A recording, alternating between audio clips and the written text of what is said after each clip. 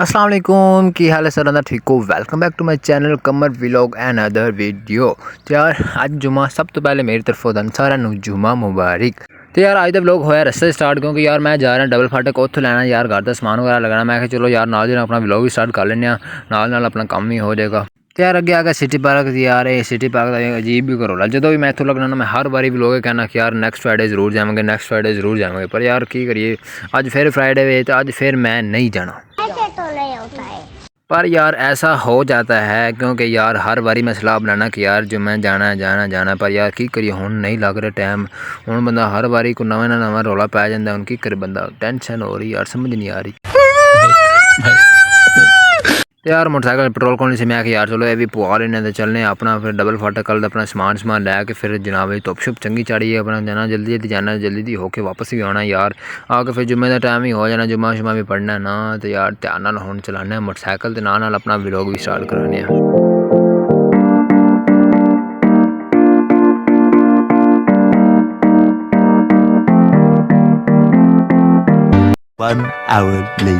हाँ जी तो यार समान तो ले लिया। हूँ मैं जा रहा घर वापस। मैं व्लॉग इस तो नहीं बनाया क्योंकि यार बड़ा ही कुछ ज़्यादा रश ही है इस टाइम जो मैं फिर सारे आए हुए इसी मार्केट तो बड़ा रश ही इस मैं व्लॉग श्लॉग नहीं बनाया। यार दोपहर टाइम एक टाइम है धुप तो एक चंगी कड़ाकेदार धुप निकल आई। तो यार मैं हम फटाफट जा रहे हैं घर जाने हैं घर चल के फ्रैश होने फ्रैश होकर फिर जुम्मे की तैयारी भी करनी चल के जुम्मा शुमा पढ़ने। तो फाइनली यार मैं पहुँच के घर पहुँच जाना सब तो पहले किताब वजू करके मैं चलो यार जुम्मे टाइम में सब तो पहले जो है ना जुम्मा अदा करने हैं जुम्मा शुमा पढ़ के नमाज वगैरह पढ़ के आने फिर घर। ठीक है फिर मैं भाईजान जा रहा है मस्जिद चल के पढ़ना जुम्मे के बाद फिर मिलने वापस। A few moments later.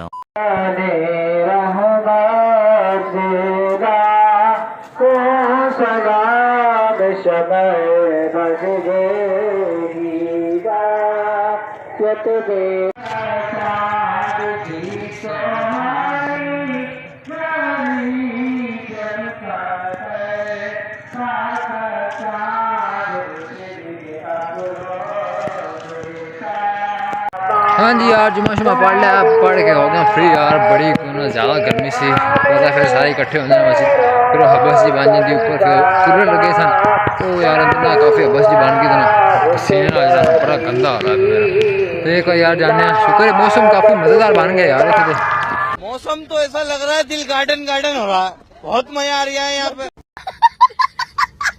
मौसम जो है ना कोई 11 क्लास बन गया बदल से बन गए उम्मीद है बारिश बुरिश आवे शायद मतलब मौसम भी यही कह रहे हैं खबर शबर लेकिन बारिश वगैरह है ना तो दुआ करो यार बारिश हो जाए फिर ठंडा माहौल हो जाए।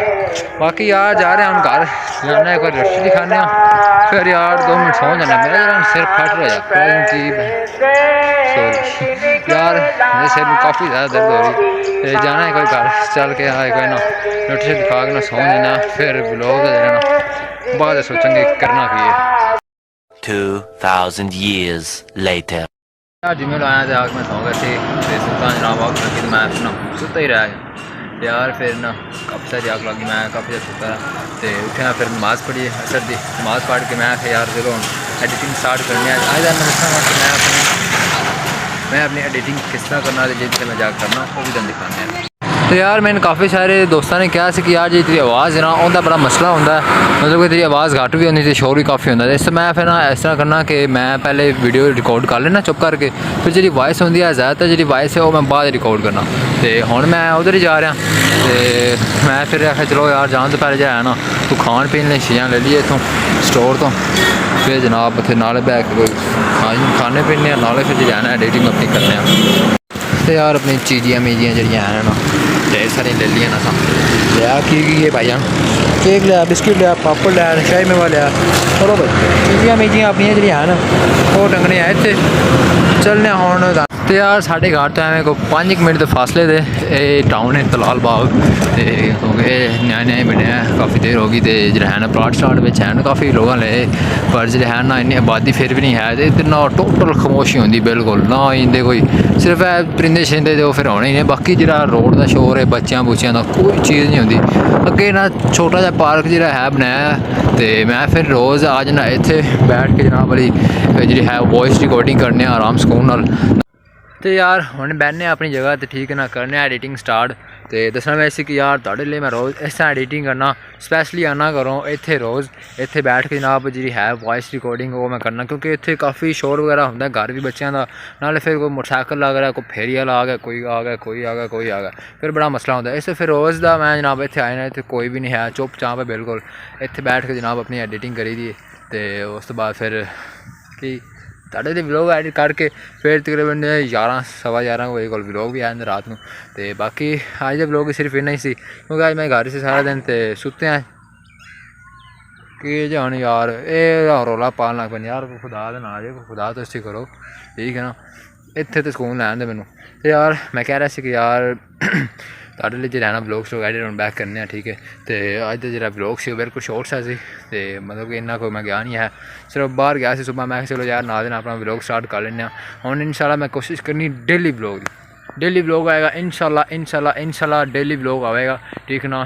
तो हुण जो है ना पक्के पुक्के झंडे झुंडे गाड़ गए पक्के, ठीक है ना, टेंशन नहीं लैनी, ठीक है ना, हुण पिछा नहीं हटना, भाजन डट पिया एक बार चंगी तरह फड़ लिया यूट्यूब में, उन्हें छड़ना नहीं है, ठीक है। तो हुण बेशक व्यू आवन ना आवन रोज़ का डेली व्यू रोज़ का डेली व्लॉग आएगा इंशाल्लाह। तो बेशक छोटा जाए 5 मिनट का आए 10 मिनट का आए, इंशाल्लाह रोज़ का डेली व्लॉग जरूर आएगा।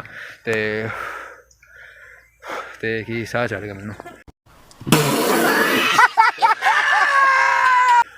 तो यार इंशाल्लाह हुण मिलने कल, तुसीं जनाब वीडियो में लाइक करके चैनल सबसक्राइब करके बेल आइकन जरूर दबाना, ठीक है ना। इंशाल्लाह हुण मिलांगे कल नवी सुबह नवी उम्मीद नवे व्लॉग नाल। ओके टेक केयर, अल्लाह हाफिज़, बाय बाय।